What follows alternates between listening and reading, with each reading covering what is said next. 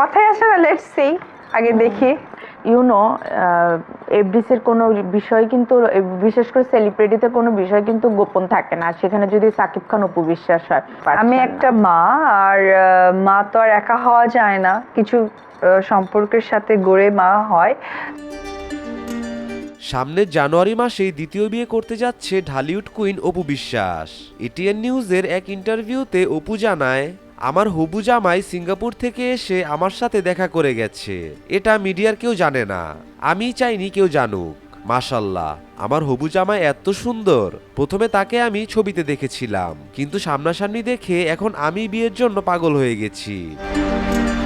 একটা ব্যাপার ছিল, পারিবারিক হয়তো ঝামেলা ছিল, তার কারণেই হয়তো হয়েছে।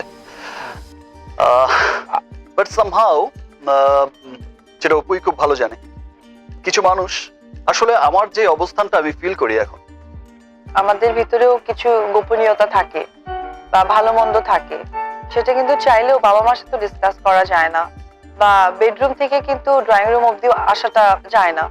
আমি কিন্তু অলওয়েজই আমার পার্সোনাল ইস্যুটাকে অলওয়েজ আমি চেয়েছি বেডরুমের মধ্যে শেষ হোক। এই সবকিছু কিন্তু আমার ছেলেকে টার্গেট করি, যে আমার বাচ্চা যেন ভালো থাকে, সবকিছু মিলে। দাদা সঙ্গে সঙ্গে বললো যে ঠিক আছে, একটা গাড়ি নিয়ে ড্রাইভারও রেডি থাকতো, বর্ডার অব্দি চলে গেল। আর তাদের বাসা থেকে ওই বর্ডারের ডিস্টেন্স হচ্ছে 1.5 ঘন্টার মতো, জাস্ট 1.5 ঘন্টা। মানে আমার দাদা নিজেই চালাইলো, আমিও ছিলাম দাদার সাথে, মানে উড়ে উড়ে গেল। উড়ে উড়ে গিয়ে তাকে নিয়ে তারপরে শিলিগুড়িতে একটা হোটেল ছিল, অ্যাপোলো হোটেল, সেই হোটেলে দাদা আবার ফোনে বুক টুক দিয়ে রেখেছে যাতে না আসে। তো এই তো এই জন্য এটা ভালো লাগলো কেন, মানে একজন শাকিব খানও যে একজন হিউম্যান, একজন মানুষ যিনি প্রেমে পড়তে পারেন, যিনি ভালোবাসতে পারেন। তাই না, আমাদের যেদিন বিয়ে হয়েছে তার আগে ওর একটা কথা আমার এখনো কানে বাঁধে, মানে ও না অনেক সরল সোজা টাইপের মানুষ, যেটা আমার খুব ভালো লাগে। লাইক বলেছিল যে আমরা বিয়ে করে ফেলি। আমি বললাম বিয়ে করে ফেলবো, কিন্তু কিভাবে, কি সম্ভব? মানে একজন হাজবেন্ড যেভাবে একটা ওয়াইফকে ভালোবাসে, আমি ঠিক একজন এই হাজবেন্ডের জায়গা থেকেই তোমাকে ভালোবেসে। প্রেম কতদিন ছিল এবং তার মানে ছিল বলতে কতদিন কন্টিনিউ করার পর বিয়েটা হয়েছিল? আসলে আমাদের প্রেমটা খুব একটা করতেই পারিনি, কারণ আমার মায়ের এত কমিটমেন্ট, এত কিছু প্রেশার ছিল, সেই জায়গা থেকে আমাদের বিয়েটাই খুব দ্রুত। আচ্ছা, আমাদের দেশের কনটেক্সটে তোমাদের দুইজনের বিয়ের যে অ্যাঙ্গেলটা, সেটা কিন্তু অনেকটা জটিল ছিল। 100%। হ্যাঁ, সেখানে তোমার কোনো প্রতিবন্ধকতা তোমার ফ্যামিলির থেকে হয়নি? 100%। আমার মা ফার্স্টে মানেননি, পরে মানতে হয়েছে, যেহেতু ওর ফ্যামিলির লোকরা অনেক ভালো। আমার শ্বশুর শাশুড়ি যারা সাকিব ভাই মানিয়েছেন তোমার মা, মানে মাসিমাকে কিছু বলেছিলেন? আসলে ও এত সফট একটা মানুষ না, আমার মনে হয় যে তুমিও এটা স্কিপ করতে পারবা না। অনেকে অনেক রাগ দেখায় না, আজকে শাকিব খান, আজকে শাকিব খান এটা করছে, ভুলটা দেখে যে গিয়ে সে বলে না ভাইয়া এই কাজটা করেন, ওই লোককেও আমি দেখছি যে হিরো করবেন। তো আমার মাও সেম ব্যাপারটা ছিল যে অনেক কিছু করবে, বাট যখন মানে সাকিবকে দেখতেন বা কিছু করতেন, মা পাগল হয়ে যেত, ওকে কি খাওয়ানো যায়, কি করতে পারে কি। আর সে আমি শুনেছিলাম যে বগুড়ার ইতিহাসে সবচেয়ে বড় জামাই আদরটা সাকিব খানই পেয়েছেন। হ্যাঁ, এবং এটা সবচেয়ে বড় সাক্ষী ছিল চাষি আঙ্কেল, কারণ মানে ওর জন্য যে রান্না হয়েছিল, মানে আরেকটা চ্যানেলের লোকেরা অনেকে গিয়েছিলেন, তারা জাস্ট পাগল হয়ে গেছে। তো আমার মা চেয়েছে তাকে একদম সেই জামাই টানা, সেই সন্তানটা রূপে দেখতে, এবং সেও আমার মাকে, আমার দাদুকে, আমার দিদাকে অনেক ভালোবাসতেন, আমাদের পরিবারের সবাইকে। এবং আমার বোন, আমাদের এমনও হয়েছে যে রেডিসন হোটেল যে আছে, আমার যে বোনের হাজবেন্ড, তার সাথে তার খুব ভালো একটা খুনসুটি ছিল। কোথাও আমরা ঘুরতে গেলে ও আগেই রুম বুকিং করতো 2টো। তারপরে আমার মনে আছে আমরা যমুনা হচ্ছে গিয়ে আমাদের যে যমুনা ব্রিজটা আছে, ওর পাশে যে যমুনা আইল্যান্ডে একটা রিসর্ট আছে, সেই রিসর্টেও আমরা বেশ ঘুরতে গিয়েছি শুটিং এর ফাঁকে ফাঁকে। এই যে এত সুন্দর সম্পর্ক, এত এত বিউটিফুল মোমেন্টস, সেগুলো যখন হঠাৎ করে একটু হলো ব্ল্যাঙ্ক লাগে, যখন ব্ল্যাঙ্ক চোখের সামনে যখন একটু খালি পাই আমরা, তো ওই অনুভূতিটা আসলে কিরকম লাগে? এই অনুভূতিটা আসলে আমি ফিল করতে পারি। মানুষ যে রিউমার গুলো লেখে বা যা কিছু করে, আসলে সেটা তো রিউমারের জায়গা। আমি বলছি যে এই যে এত সুন্দর সুসম্পর্ক, যেটা একটা পর্যায়ে গিয়ে আমরা জানলাম যে সম্পর্ক হয়তো এখনো একই রকমই আছে বা ভালো আছে, বাট তারপর একটা বাধা বা একটা বিপত্তির সৃষ্টি হয়েছে? এটা আসলে আমি কি বলবো, এটা আসলে আমার কাছে সামটাইম ডেস্টিনি বলে মনে হয়। আর আমি না দাদা নেগেটিভ জিনিসটাকে খুব কম গ্রহণ করি, কারণ নেগেটিভ মানে তো সবই খারাপ, পিছিয়ে যাওয়া। হ্যাঁ, তো আমার কাছে মনে হয় যে আচ্ছা যেটা হবার ছিল হয়ে গেছে, সেটা নিয়ে আর না। বিয়ের প্রস্তাবটা কে মানে কিভাবে উনি দিয়েছিলেন প্রথম?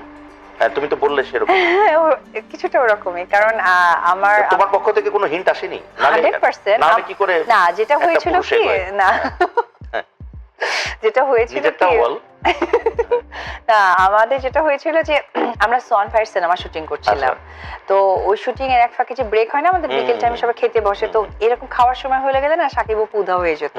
আসলে কই যেতাম সেটা আমরাই জানতাম।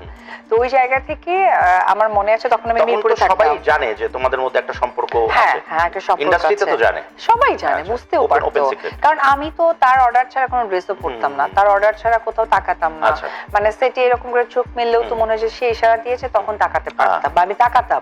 আমি ওই প্রায়োরিটিটা আজও মানে আজকে পর্যন্ত আমি তারটা ফলো করার চেষ্টা করি।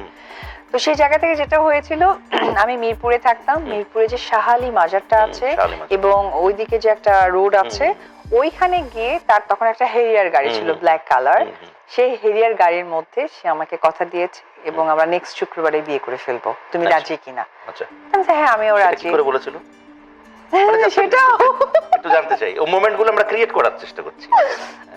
আসলে আমি একটাই হয়ে যাচ্ছে, লাইক সে আসলো, আর আমাদের কমন একজন ভাই ছিলেন মামুন ভাই, মামুন ভাই ছিলেন তার সাথে গাড়িতে, আর আমি ন্যাচারালি মাকে বললাম মা আমার কিছু জিনিস কিনতে হবে, আমি একটু বাজারে যাব। তো ওই কথা বলে আমিও আমার গাড়ি নিয়ে বের হলাম, বের হয়ে ঠিক আমরা ওই যে আশুলিয়া রোডটা যে আছে ওই রোডে আমরা দাঁড়ালাম, তার গাড়ি দাঁড় করানো, আমিও গেলাম যথারীতি আমার গাড়ি থেকে নেমে তার গাড়িতে উঠলাম, আর তার গাড়ি থেকে মামুন ভাই নেমে গিয়ে আমার গাড়িতে উঠলো। তারপরে সে তো খুব সফট কথা বলে, প্রথমে বললো যে আমরা বিয়ে করতে চাই। তার সে আমিও তো করতে চাই। তাই বললাম যে তুমি যে আমাকে বিয়ে করতে চাও, তুমি তো এখন অনেক বড় নায়ক হতে যাচ্ছ, নায়কে কাজ করছো, তুমি তো আমাকে প্রপার টাইমটা দিতে পারবা না, বা আসলে বিয়ে করার জিনিসটা ঠিক হবে কিনা। সে বললো যে অ্যাজ এ হাজবেন্ড একটা ওয়াইফকে যে সম্মানটা দেয় সেটাই আমি তোমাকে দিব, এবং সেটা স্বামী হিসেবে সেই সম্মানটা আমি পালন করার চেষ্টা করব। তুমি যদি রাজি হও তাহলে আমি নেক্সট ফ্রাইডেতেই করতে চাই। তাহলে আচ্ছা ঠিক আছে। তো আমাদের ওটা 2008 সালে 18 এপ্রিল আমাদের বিয়ে হয়েছে। আচ্ছা, মানে যে নেক্সট ফ্রাইডে বলা হয়েছিল সেই নেক্সট ফ্রাইডেতেই হয়েছিল? আচ্ছা, ওকে। এবং বিয়ের সময় কে কে মানে উপস্থিত ছিল? উপস্থিত ছিল রাজসাক্ষী। রাজসাক্ষী বলতে গেলে আমার মেজো বোন, আর ওর সাইড থেকে ছিল হচ্ছে মনির ভাই একজন আছে, তার সাথে থাকেন, আর কাজিনও ওর, আর হচ্ছে আমাদের উকিল বাবা যে সেটা হচ্ছে মামুন ভাই ছিলেন, আর আমার লেহেঙ্গাটা কিনেছিল ভাসাভি থেকে, আর আমার ডায়মন্ডের সেটটা কিনেছিল ডায়মন্ড ওয়াল থেকে। তো লেহেঙ্গাটা ছিল খাটের নিচে। ওই দিন আমার শ্বশুর শাশুড়ি আবার আমার যে ফুফাতো মানে ভাই আছে, মানে ওর ফুফাতো ভাই তার মেয়ের হচ্ছে বার্থডে ছিল, সেদিন বাসা সবাই ফাঁকা ছিল, অ্যান্ড আমরা সেই ফাঁকে তার বাসাতেই, গুলশানের বাসাতেই 5 তলায় তখন থাকতো, সেখানে বিয়ে করেছে। Fantastic, thank you so much. এই পজিটিভ এবং গুড নোটের সাথে আমরা আমাদের অনুষ্ঠান আজকে শেষ করতে চাই। Thank you so much. Thank you দাদা।